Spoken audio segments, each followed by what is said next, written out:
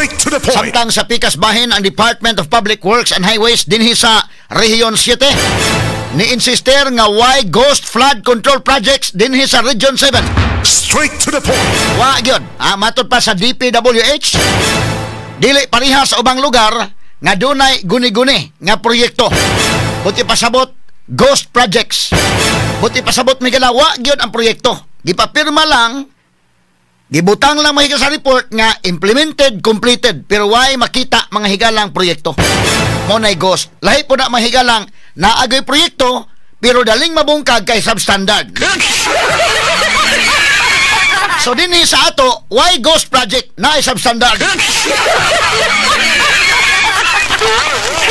Kung lagi katawa mahigala o sa tawag nimo anak nga pagbaha mga kagilan nga bungkag man. Pero butaga tagan tani pagtagad karon sa ato uban usab nining atong tulumanon ug inyong tulumanon. Straight to the point. Ang kontraktor sa laing bahin sa Butuanon Riprap Wall nang himakak nga substandard kuno ang maong proyekto. Hinungdan nga nahugno ang 15 metros nga portion sa proyekto atol sa kusog nga uwan sa niaging semana. Straight to the point. Matod sa DPWH nga ang dakong bulog sa tubig gikan sa kabukiran nihatag og grabing presyur sa maong struktura hinungdan nga kini natumpag. Straight to the point. Bilib sa tamay galang taga DPWH kay mao'y mga bugar dayon.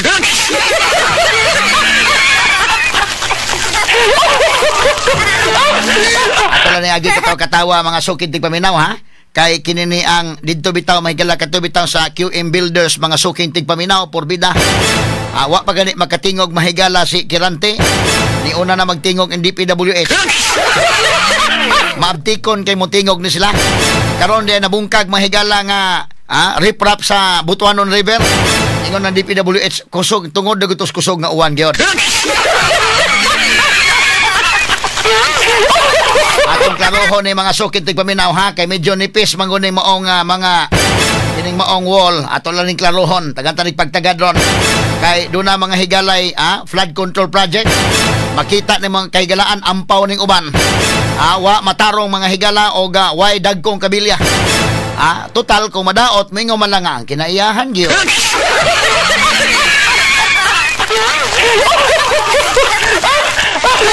Nipis kayo ang riprap, Unya, tan-aw nimo mga higala bida. Unsa may foundation ani. Pero inig ka guba minyo man na wa gitay mahimo sa kinaiyahan.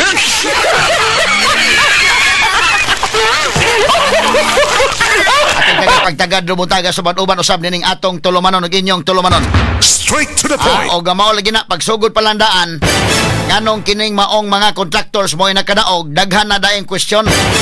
Unya ni ang mga higalay uban nakakuhag daghang nga mga kontrata. Unsa man ni? Asa man dapitan ning maong mga projects uban? Mo na itong gustong klarohon mga sukid tigpaminaw. So ato pantiwason mga higala paghisgot ang QM Builders. Nagipatawag dito sa Senado o ganus ang sunod nga pagpatawag. Giesplikar sa QM Builders pinaagi ni Alan Kirante nga lahi ng sole proprietorship niya nga QM Builders, the same name. The same ang pangalan indikin. QM Builders sole proprietorship. Niya po'y QM Builders nga company, kaning incorporated. Kanang company wa pa nakasugod, wa mangontrata ang company. Ang nangontrata ang sole proprietorship niya. Mo'y nangontrata mga sukid tigpaminaw. Di mo samot og kaigking ang mga tao dito sa kauluhan. Kuya wano, mo'y nakakuha sa 7.3 billion pesos nga kantidad na lupig ang mga company sa usa ka sole proprietorship lamang. Straight to the point. Pero mo na giingon nga dipindi man po na mga higala sa pagda sa diskarte. Kay tan-aw mga kaigalaan kini si Alan Kirantido na may daghang nakasulti lagi nako nga maing tao kuno ni. Apan do na po nakasulti nga niingon maing tao na pero laom og dot. Pero sige lang, malagmit og maing tao gid si Alan. Makita ba nimo sa iyang aura mga higala pag abot sa Senado? O kinini ang aning klasiha may galagmayong tao maayo mo po nang ikasabot. O kanang maayong ikasabot dili swapang makasabot ganahan ang taga DPWH na.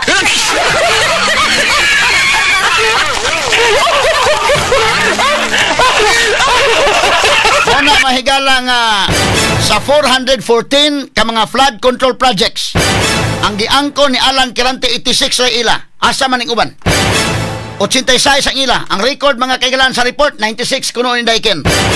Ang record. Pero ang iyang giangkon nagtulon ta sa iyang giangkon. Ang 86 la kuno.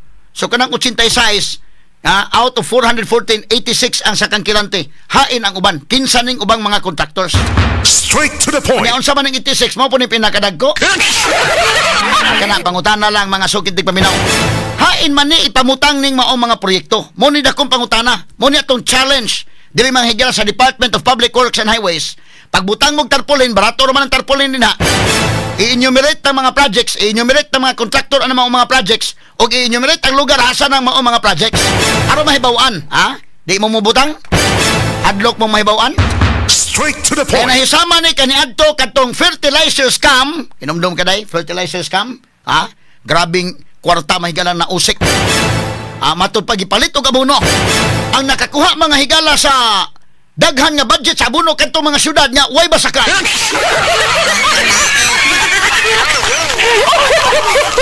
Ato lang ni agi katawa-katawa sama ini flood control project. Ang kini mga higalang grabing baha, grabing lugar nga naa ang baha pirmi walwa makakuha. Tuwa na hinong ipamutang sa ubang mga lugar nga medyo di man mabalita nga nabay baha. Okay ni ang dakong pangutana, challenge ato sa taga Department of Public Works and Highways. Barato ra kanang tarpaulin. Ibutang ko no be, enumerate ko no. Kining 414 ka mga flood control projects asa ni dapit. Kinsay mga contractors ani, dili lang ang QM. Kay di man lang ka QM ay contractor ani. Apa may na nga piskan ani. Straight to the Pero point. butaga tagantad pagtagad mga kagalaan. Dito po sa kauluhan mga sukid di paminaw kining pamilya mga higalang Diskaya and Daken porbidang ngilngiga sa gudi ay mga sukid di paminaw. Oy, sila may tag-iya da mga higala anang kini ni ang Alpha and Omega. Ya sila po'y tag-iya. Balaanon po ni sila mga kuana. Sila tag-iya sa Alpha and Omega. Unsa man ang Alpha and Omega base sa balaang kasulatan. Mao kana mahigala ang atong Ginoo nga way sinugdan ug way katapusan. Unsa man klasiha nga mo'y nakakuha sa daghang mga proyekto sa gobyerno. Nga unsa man but pasabot nga proyekto nga way sinugdan ug way katapusan. Ang Alpha and Omega sila tag-iya kining Diskaya. Unya sila po'y tag-iya mga higala sa Sintimote. Isus Ginoo ko. Ang mga top-notchers ng kontraktor nga maoy gi-expose ni Presidente BBM. Pariharag tag-iya indakin. Siyam ka mga kumpanya gipanag-iya sa mga Diskaya, O kini nang kontrata dili lang mga higala sa Manila hasta sa ubang lugar sa Pilipinas. Doon na sila mga kontrata sa flood control. Grabing ngilngiga mga sukid tig paminaw. Pero wa sa kasud sa Cebu kay di amay laing mingo man nga sud lang mo sa uban dito sa Iloilo nakasud sila sa ubang mga lugar nakasud sa Cebu wa kay amig sudlay diri kay DIQM.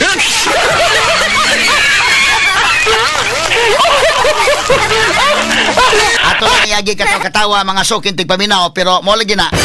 In fairness may gala ni ining Alan Kilante kung ato ning maistorya mahigala labi pa og maistorya taniguan on-one. Wata mahibaw og tugan ginis tinuod mingon nga abi nimo attorney mida makaluluoy ba kini akong kahimtang kay kini niyang ako'y namuhunan ani mo ginansa kita kay kita may namuhunan nay uban din ha nga wa gyud puhunan mas dako ginansa.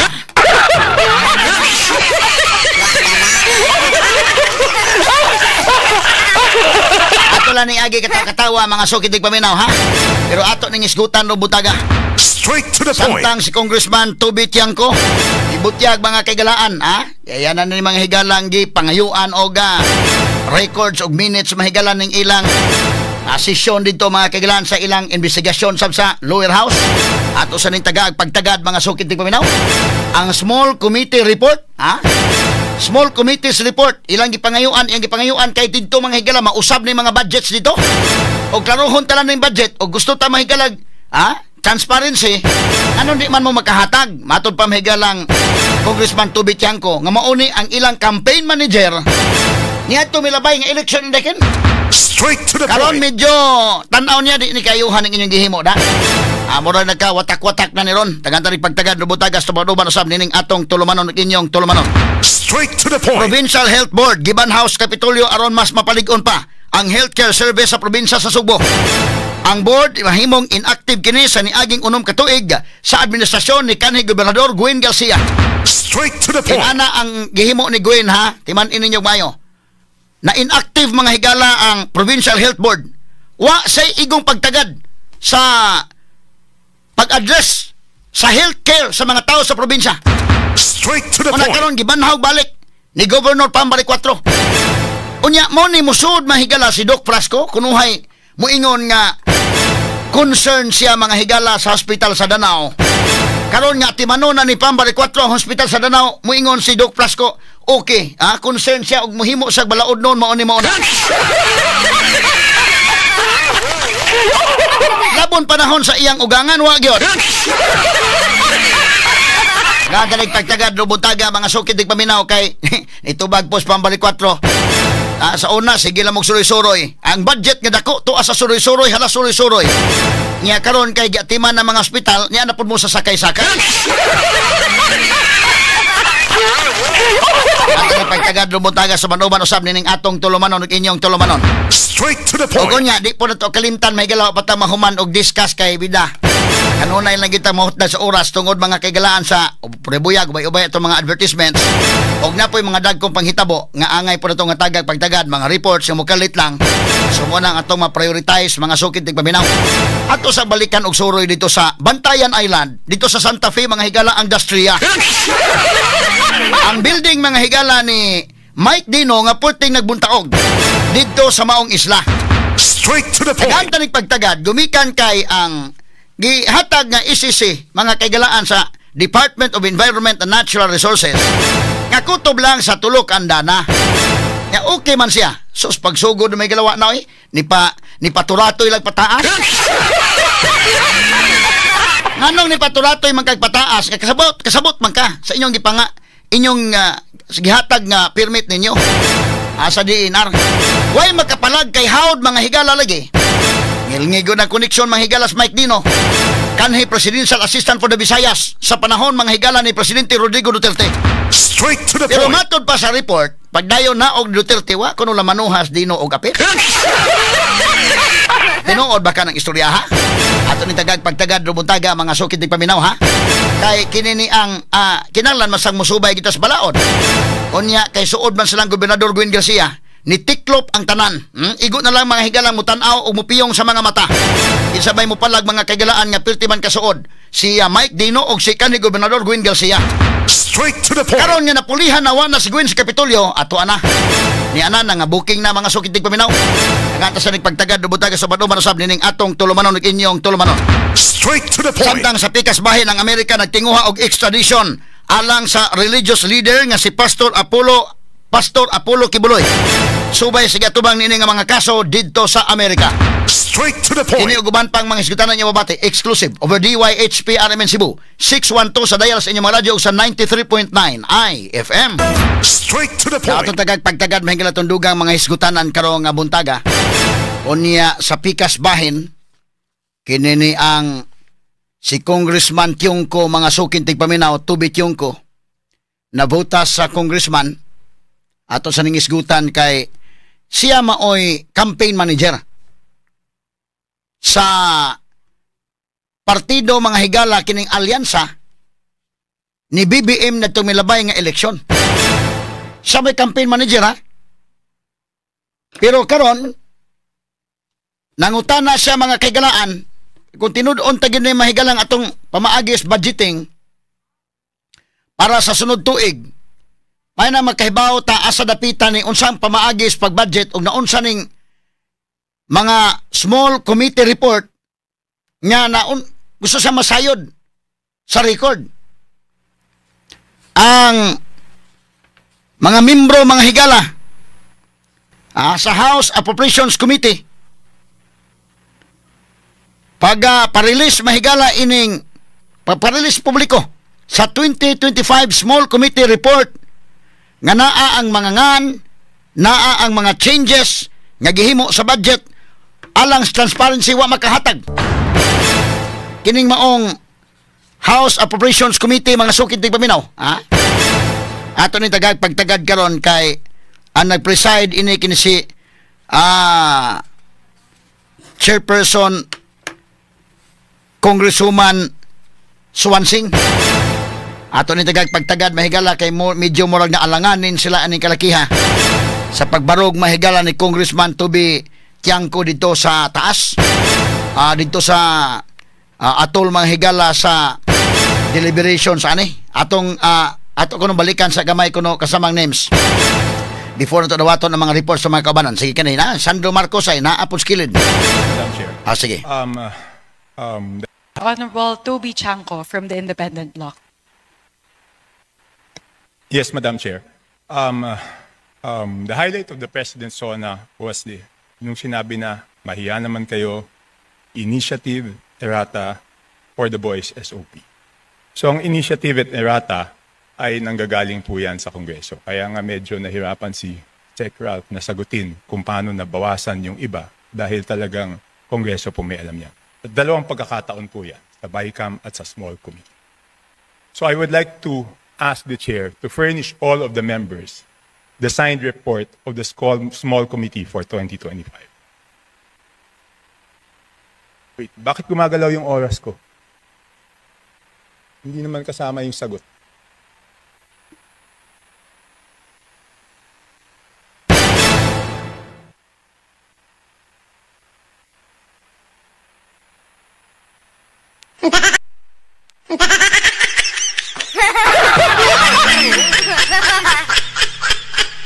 Nahilom nahilom.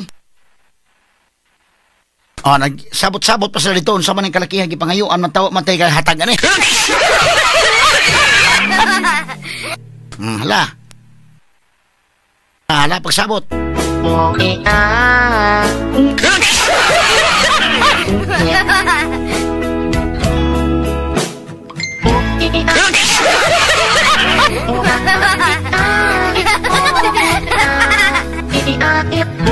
Representative Chanco, the request will be put under consideration and we will let you know if it's possible to... No.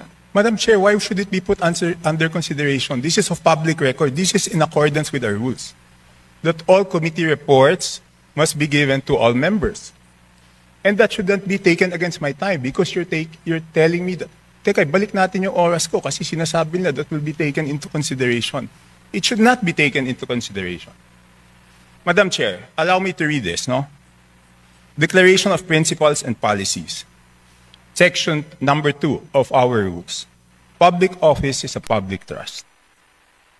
The House of Representatives and every member thereof are accountable to the people at all times. I will not read the ending portion. Number 3, efficient and effective access to and dissemination of appropriate and accurate information are imperative in lawmaking. So why should it be taken into consideration, Madam Chair?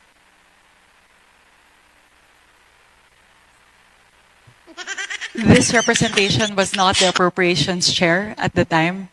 So the person who's covering the jurisdiction of that particular document, that is a document within the purview of the 19th Congress.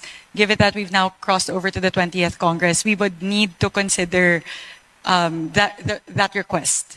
Madam Chair, that's not acceptable. This is public records. Pareho pa naman yung COMSEC natin. At yan dapat linalagay sa archives. Do I have to read the rules again regarding archives of all documents? So may ang daming violation, Madam Chair.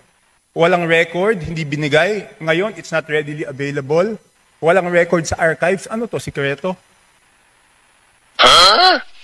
Again, this representation was not the appropriations chair. Let's ask the committee secretary, where are the signed records of the 2025 small committee report?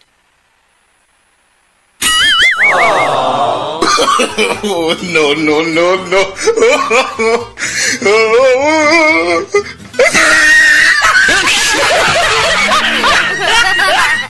Madam Chair, simple lang to. Kung electronic dapat lahat may electronic copy.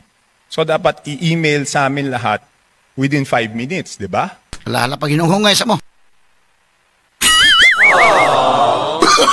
Oh, no, no, no, no.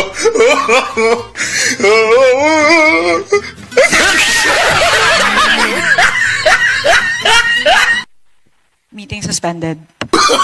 Oh, no. Meeting suspended eh. Meeting suspended mga sugitig paminaw na unsa naman ang kalakihay noon. Ay! No, no, no, no. Hearing suspended mga higala. Straight to the point. Ato sa mga higalang tagag pagtagad atong balikan mga higala ning bida na kuan man hinoon session suspended. Kabunga-bunga sila manghigalang gipangayuan sa ni Congressman Tubi Tiangco, ha? O ining committee report, Tubi Tiangco, mo ni ang ilang campaign manager sa alyansa. Ha? So si Congressman Tubi Tiangco sa nabutas, campaign manager ni sa alyansa, ha? Mo nangayo mga higala ining maong mga signed committee reports, signed small committee report, was ra kahatag. Kay kana ko mang nitty-gritty budget day ba? Ang nitty-gritty indekin.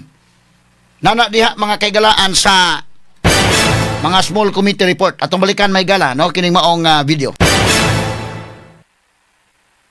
Okay. Meeting is resumed. Resume. As a response to the Honorable Chanco, we will look into the records and look at the particular item. The subject matter of today's hearing is the briefing on the 2026 budget. So this is an internal matter that needs to be taken up with the Committee on Appropriations separately. So Madam Chair, starting Wednesday, tatanungin natin yung mga departamento, paano nila ginastos yung budget nila. Paano natin sila tatanungin kung paano nila ginastos yung budget nila kung hindi natin alam paano sila nabawasan at paano sila nadagdagan? Tama! We will be able to scrutinize the performance of the different agencies as well as the utilization of the funds based on the 2025 performance.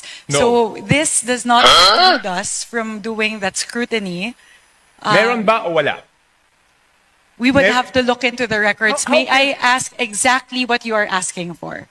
The small committee report of the 2025 budget. Let us just ask the COMSEC kung meron o wala. Kung meron, why was it not filed sa archives based on our rules 15 days after? Tama! So meron ba o wala? Simple. Kung meron, bakit hindi na-file sa archives? Kung wala, I will let you proceed, Madam Chair. I will not hold this budget hostage.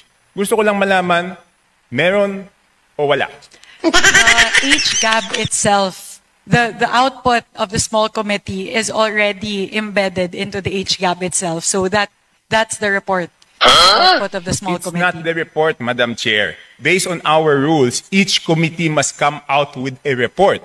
No committee is exempted from coming out with a committee report.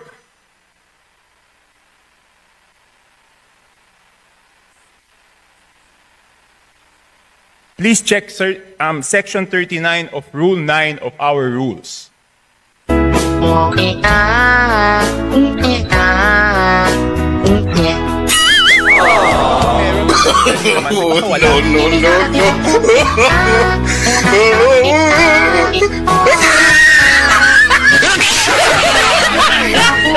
The small committee is subsumed within the Committee on Appropriations, and it is the Committee on Appropriations who's required to submit the committee report. In this case, the report and the output of the Committee on Appropriations is the HGAB. No, the HGAB is different from a committee report. Just like any other bill, the bill is different from the committee report. There must be a committee report included to the bill. It is not one and the same. At the point of after the committee hearings are done, the Committee on Appropriations comes out with a committee report, and then it moves to plenary, at which point we approve it, and the small committee works. So now the output of the Committee on Appropriations, once that is elevated to the plenary, is the HGAB. So there's no other committee report that needs to be furnished by the Committee on Appropriations apart from the HGAB itself. It is not exempted from our rules, Madam Chair. Maliwanag, Section 39. Gusto nyo basahin nyo? Okay. I will ask the committee secretariat. How many meetings were held?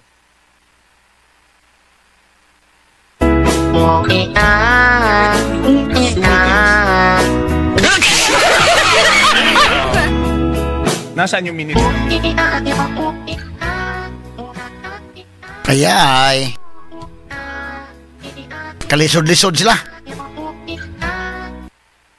Where were the meetings held? What date?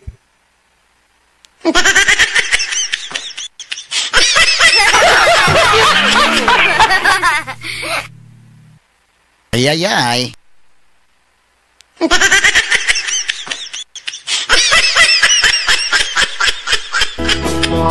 Wala, pagsabot sa mo, pagsabot sa mo. To na, sabot sa, inunghungay sa.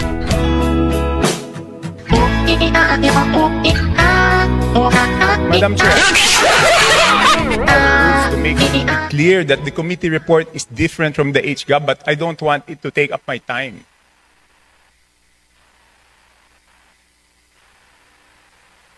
Di ba po yung BICAM? Di ba may BICAM report? Doon sa BICAM report, teka muna, ba't umaandar yung oras ko? Hindi pa nila natatapos yung isyong rineraise ko. Ay, Doon sa pandarang oras. BICAM report, nakasulat, okay, yung BICAM report, pinipintasan natin. Pero yung BICAM report, may nakasulat doon kung alin yung nabawasan, alin yung nagdagdagan. Dito sa HGAB, wala tayong makita kung alin yung nabawasan, alin yung nadagdagan. Ay, ay, gisukit-sukit yun. Sandro Marcos, With Murayo. the indulgence of Representative Chanco, so the COMSEC is currently looking into the specific request as well as the level of detail that you are requesting. No, within 5 minutes, I need the committee report. If we may please move on to the other questions while they're working on yes, this. I will. But if within 5 minutes wala yan, ibig sabihin wala yan, ngayon palang gagawa yan. Ang gusto natin na committee report is the same as the BICAM. Okay? The same as the BICAM. Oh, Sandro. Nakasulat kung saan binawas, saan nadagdag. This one same, Sandro. I will mention why it is very important. Okay, ito may dalawang distrito, no? At sino ang nag-introduce ng amendment? May dalawang distrito, hindi naman to kasalanan ng congressman doon sa distritong yon. Ang NEP nila is 2.530 billion. And then, pagdating sa GAA, naging 20.999 billion.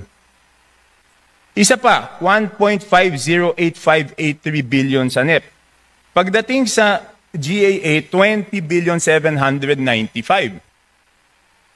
So, tapos, ang pinasok lang sa BICAM dito is 5 billion and 4 billion each. So, ang napasok dun sa small committee is 13 billion, dun sa isa, yung isa 14 billion.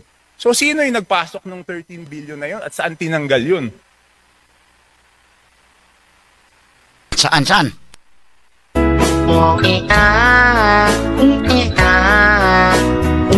Kalisod, panubag. Again, the small committee is subsumed within the Committee on Appropriations, and it is not required to render a separate committee report. The rule that you are citing, Honorable Chanco, pertain to standing committees. And the mother committee in this case of the small committee is the Committee on Appropriations. Yes, but did we exempt the Committee on Appropriations not to submit a committee report? No. Again, the committee report of the Committee on Appropriations at the plenary level is the HGAB itself. Yeah, but all meetings, dito sa ating rules, all meetings must be on record. So it's not only the committee report, dapat yung small committee na yon, meron silang report na finurnish lahat. Tama! Again, if with the indulgence of the Honorable Chanco, the COMSEC is looking into the request, if we may move to the next question. Okay, I will move to the next question. Thank you very mukhang much. wala talaga.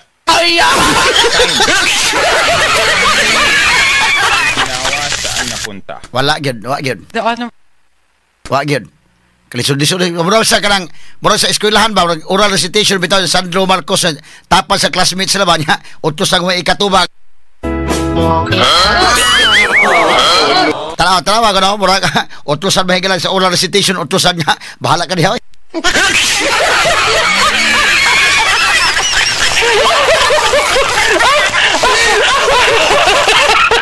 Balik to primero pagsugod gyud dong katong kutob sa suspended session dong ibalik ri gamay be rewind ri gamay be kabunga-bunga katong sugod so Honorable Toby Chanco from the Independent Law. Tanawa reaction.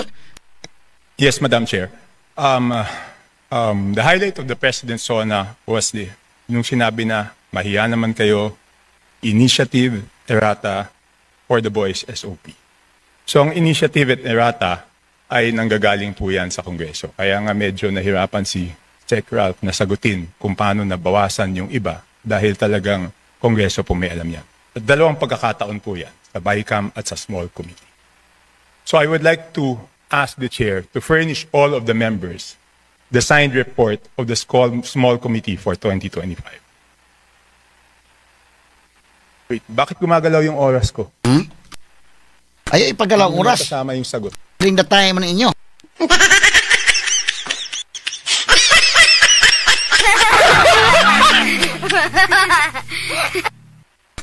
Sige be. Lala. Wala. Sandro, hala, wala po ko ika-answer, eh. Ay, hinunghungay, ay. Naghinunghungay. Ha? Dugaya hinunghungay, eh.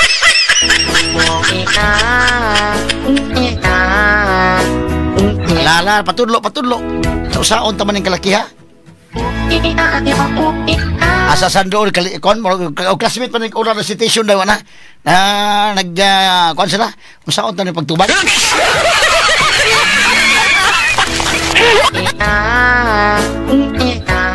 Thank you very much, Representative Chanco. The request will be put under consideration and we will let you know if it's possible to...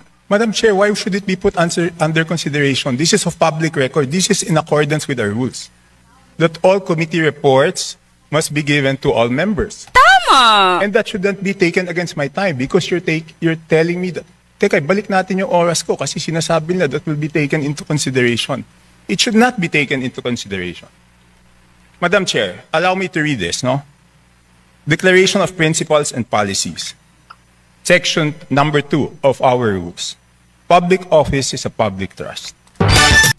The House of Representatives and every member thereof are accountable to the people at all times. I will not read the ending portion. Number 3, efficient and effective access to and dissemination of appropriate and accurate information are imperative in lawmaking. So why should it be taken into consideration, Madam Chair?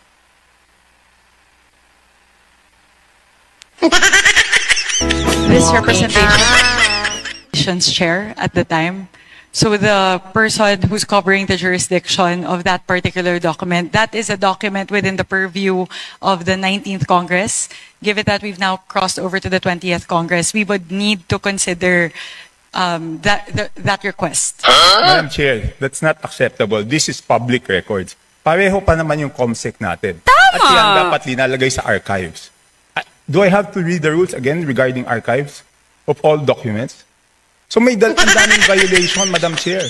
Walang record, binigay. Ngayon, it's not readily available. Walang record sa archives. Ano to, sikreto? Naipit si Madam Chair. Let's ask the committee chair. Let's ask the committee secretary, where are the signed records of the 2025 small committee report? Naipit si Madam Chair.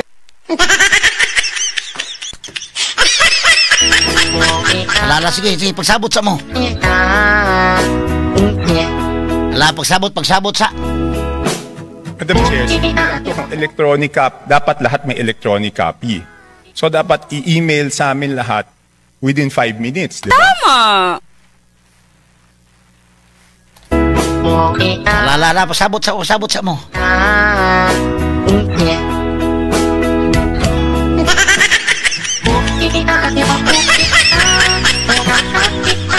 Being suspended.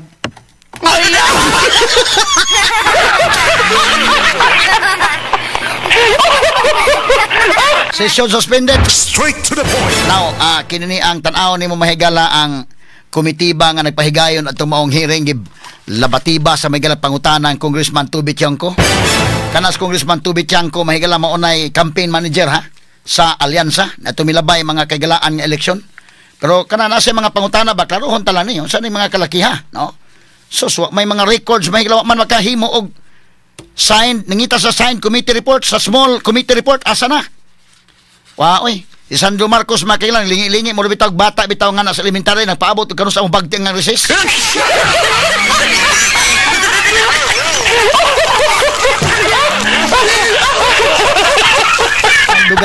Dugaya man bagting ang recess. Oy. Atong lagi katawa mga sukid tig paminaw.